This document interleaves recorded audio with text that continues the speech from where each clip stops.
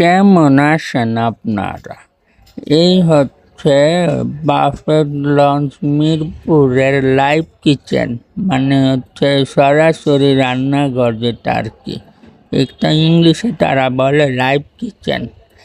এইখানে এই দেখেন, এখানে অক্টোপাস রান্না করতেছে, মানে ভাসতাছে না কি করতেছে বলে বারবিকিউ অক্টোপাস। এটা কেমনে রান্না করে? নিচে কোনো আগুন নাই, এটা কেমন চুলা? দেখি চুলার উপরে দিলে সব কিছু ভাজা হইয়া যাইতেছে।